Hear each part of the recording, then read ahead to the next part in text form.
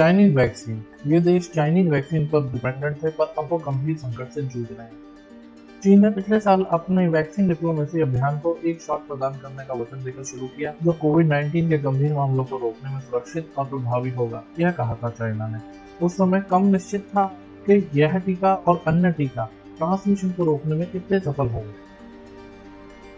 Mongolia ने अपने लोगों को कोविड मुक्त करने का वादा किया। बहरीन ने कहा सामान्य जीवन में वापसी हो। सेशल्स के छोटे द्वीप राष्ट्र का उद्देश्य अपनी अर्थव्यवस्था को उछाल देना। तीनों ने अपना विश्वास कम से कम आंशिक रूप से आसानी से सुलभ चीनी निर्मित टीके में रखा, जो उन्हें ऐसे समय में महत्वाकांक्षी टीकाकरण कार्यक्रम शुरू करने की अनुमति दे रहा था जब दुनिया का अधिकांश हिस्सा बिना टीके के ही रह रहा था। लेकिन कोरोना वायरस की मुक्ति के बजाय अब तीनों देश संक्रमण के मामले में भारी उछाल से जूझ रहे हैं। चीन ने पिछले साल अपनी वैक्सीन डिप्लोमेसी अभियान को एक शॉट प्रदान करने का वचन देकर शुरू किया था, जो कोविड-19 के गंभीर मामलों को सुरक्षित और प्रभावी रूप से रोकने के लिए एक प्रॉमिस कर रहा था। अब कई देशों के उदाहरणों से पता चलता है कि चाइनीज वैक्सीन वायरस के प्रसार को रोकने में बहुत प्रभावी नहीं है, विशेष रूप से नए वेरिएंट्स को। उन देशों के अनुभव महामारी के बाद दुनिया का सामना करने वाली एक कठोर वास्तविकता को उजागर करते हैं। रिकवरी की डिग्री इस बात पर निर्भर हो सकती है कि सरकारें अपने लोगों को कौन से टीके देती हैं। Data tracking project. अगर वर्ल्ड इन डेटा के अनुसार सेशल्स, चिली, बहरीन, मंगोलिया में 50 से 68% आबादी को पूरी तरह से टीका लगाया गया है, जो संयुक्त राज्य अमेरिका से भी आगे निकल गया है। द न्यूयॉर्क टाइम्स के आंकड़ों के अनुसार हाल ही में पिछले सप्ताह की तरह सबसे खराब कोविड प्रकोप वाले शीर्ष 10 देशों में अभी 4 स्थान पर है, और चारों ज्यादातर 2 निर्माताओं सिनोफार्मा और सिनोवैक बायोटेक द्वारा बनाए गए शॉट्स का उपयोग कर रहे हैं। यदि टीके पर्याप्त रूप से अच्छे हैं तो हमें इसे पैटर्न को नहीं देखना चाहिए। हांगकांग विश्वविद्यालय के एक वायरस विशेषज्ञ जीन डोंगयांग ने कहा, चीनियों की जिम्मेदारी है कि वे इसे ठीक करें।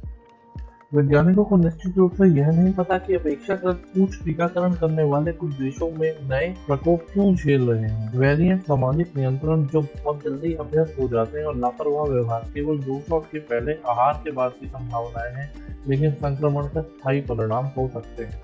संयुक्त राज्य अमेरिका में लगभग 45% आबादी पूरी तरह से टीकाकृत है, ज्यादातर फाइजर, बायोटेक और मॉडर्ना द्वारा बनाई गई खुराकों के साथ। 6 महीनों में मामलों में 94% की गिरावट आई है। इजराइल ने फाइजर के शॉट प्रदान किए और सेशल्स के बाद दुनिया में दूसरी सबसे ज्यादा टीकाकरण करने वाला देश बन गया है। इजराइल के नए दैनिक पुष्टि किए गए कोविड-19 मामलों की संख्या अब लगभग 4.95 प्रति मिलियन है। सेशल्स में, जो ज्यादातर सिनेफार्म पर निर्भर था, यह संख्या प्रति मिलियन 716 मामलों से अधिक है। इस तरह की असमानताएं एक ऐसी दुनिया का निर्माण कर सकती हैं जिसमें 3 प्रकार के देश महामारी से उभर कर सामने आते हैं। धनी राष्ट्र जिन्होंने अपने संसाधनों का उपयोग करके फाइजर, बायोटेक और मॉडर्ना शॉट को सुरक्षित करने के लिए किया। गरीब देश जो अधिकांश नागरिकों का टीकाकरण करने के लिए बहुत दूर हैं, और फिर वे जो पूरी तरह से टीका लगाए गए हैं लेकिन केवल आंशिक रूप से संरक्षित हैं। चीन के साथ 90 से अधिक देशों ने चीनी शॉट प्राप्त किए हैं। तीसरे समूह में समाप्त हो सकते हैं आने वाले महीनों या वर्षों के लिए रोलिंग लॉकडाउन, परीक्षण और दिन प्रतिदिन की जीवन की समस्याओं के साथ संघर्ष कर सकते हैं। अर्थव्यवस्थाएं रुकी रह सकती हैं जैसे जैसे अधिक नागरिक चीनी खुराक की प्रभावकारिता पर सवाल उठाते हैं।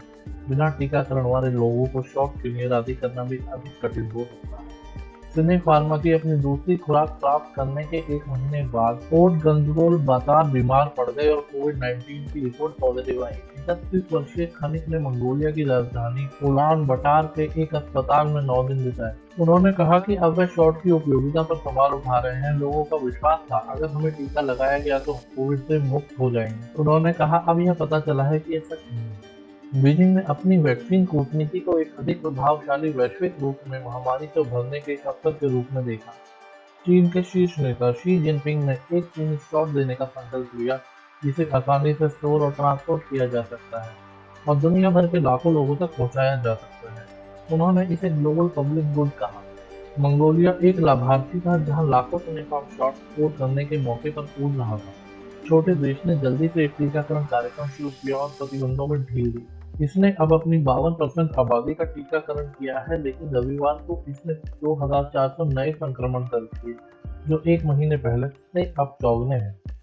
एक बयान में चीन के विदेश मंत्रालय ने कहा उसने हाल में आउटब्रेक और इसके टीकों के बीच एक लिंक नहीं देखा। इसने विश्व स्वास्थ्य संगठन का हवाला देते हुए कहा कि कुछ देशों में टीकाकरण की दर भविष्य के संक्रमण को रोकने के लिए पर्याप्त स्तर तक नहीं पहुंच पाई थी और उन देशों को नियंत्रण बनाए रखने की आवश्यकता थी। मंत्रालय ने कहा कि रिपोर्ट के आंकड़े यह भी दिखाते हैं कि चीन निर्मित टीकों का उपयोग करने वाले देशों ने व्यक्त किया है कि वे सुरक्षित और विश्वसनीय हैं और उन्होंने महामारी की रोकथाम के प्रयासों में अच्छी भूमिका निभाई है। चीन ने इस बात पर भी जोर दिया है कि उसके टीके संचारण की बजाय गंभीर बीमारी को टारगेट करते हैं। कोई भी टीका पूरी तरह से संक्रमण को नहीं रोकता है और टीकाकरण के बाद भी लोग बीमार पड़ सकते हैं, लेकिन चीनी शॉट की अपेक्षाकृत कम प्रभावकारिता दर को हाल में संक्रमण के संभावित कारण के रूप में पहचाना गया है। फाइजर, बायोटेक और मॉडर्ना की प्रभावकारिता दर 90% से अधिक है। चीनी कंपनियों ने यह देखने के लिए बहुत अधिक क्लिनिकल डेटा जारी नहीं किया है कि उनके टीके ट्रांसमिशन को रोकने में कैसे काम करते हैं। Chinese centre for disease control and prevention के एक सार्वजनिक स्वास्थ्य शोधकर्ता शाओ यिमिंग ने सोमवार को कहा कि चीन को अपनी आबादी के 80 से 85% को पूरी तरह से टीकाकरण करने की आवश्यकता है ताकि 70% के पिछले आधिकारिक अनुमान को संशोधित किया जा सके। सफलता संक्रमण पर डेटा भी उपलब्ध नहीं कराया गया है। हालांकि चिली में एक सिनोवैक अध्ययन से पता चला है कि टीका लगाए गए व्यक्तियों के बीच संक्रमण को रोकने में फाइजर, बायोटेक और मॉडर्ना की तुलना में चाइनीज टीका कम प्रभावी था। टिप्पणी के लिए पहुंचने पर सिनोफार्म के एक प्रतिनिधि ने फोन काट दिया और सिनोवैक ने टिप्पणी के अनुरोध का जवाब नहीं दिया। वेंडरबिल्ट यूनिवर्सिटी में national foundation for infection disease के मेडिकल डायरेक्टर विलियम शेफनर ने कहा कि चीनी शॉट की प्रभावकारिता दर कुछ ट्रांसमिशन को बनाए रखने के लिए साथ ही साथ अत्यधिक टीकाकरण वाली आबादी में पर्याप्त मात्रा में बीमारी पैदा करने के लिए काफी कम हो सकती है, भले ही यह लोग बड़े पैमाने पर अस्पताल से दूर रखता हो। मामले में स्पाइक के बावजूद सेशल्स और मंगोलिया दोनों में अधिकारियों ने सिनोफार्म का बचाव करते हुए कहा है कि यह बीमारियों के गंभीर मामलों को रोकने में प्रभावी है। मंगोलिया के स्वास्थ्य मंत्रालय में आपात स्थिति के लिए वैज्ञानिक सलाहकार समूह के प्रमुख शोधकर्ता बटबयात ओचिरबत ने कहा कि मंगोलिया ने चीनी निर्मित शॉट के साथ जाने का सही निर्णय लिया था क्योंकि इसने देश में मृत्यु दर को कम रखने में मदद की।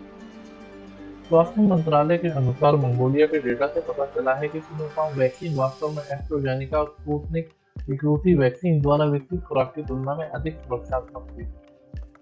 मंगोलिया में उछाल का कारण बयान ने कहा है कि देश बहुत जल्दी से फिर खुल गया था और कई लोगों का मानना था कि केवल एक ही शॉट के बाद मैं सुरक्षित हूं।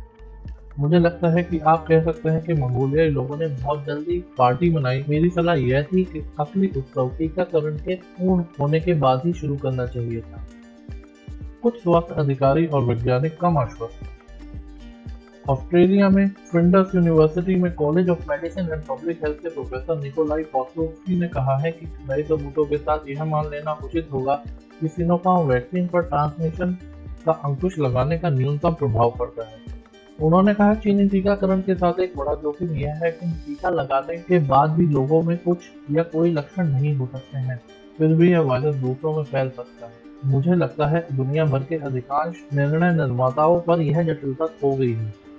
इंडोनेशिया में जहां एक नया वेरिएंट फैल रहा है, इंडोनेशिया मेडिकल एसोसिएशन की जोखिम शमन टीम के अनुसार सिनोवैक के साथ पूरी तरह से टीका लगाए जाने के बावजूद हाल ही में 350 से अधिक डॉक्टर और स्वास्थ्य कर्मी कोविड-19 के साथ संक्रमित हो गए। एसोसिएशन ने कहा पूरे देश में फरवरी में 7 से 7 जून के बीच 61 डॉक्टरों की मृत्यु हो गई, जिनमें से 10 ने चीन में बनी वैक्सीन ली थी।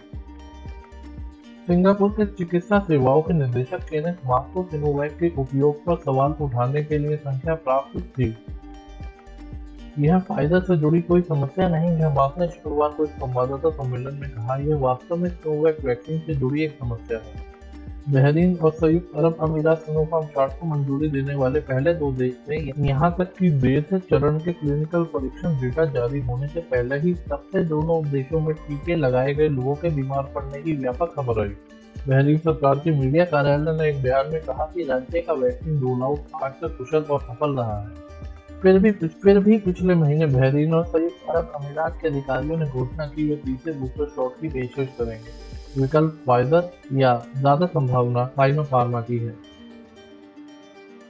आपको क्या लगता है, क्या वास्तव में चीनी वैक्सीन उपयोगी है, प्रभावी है? आप अपनी राय कमेंट बॉक्स में जरूर लिखें।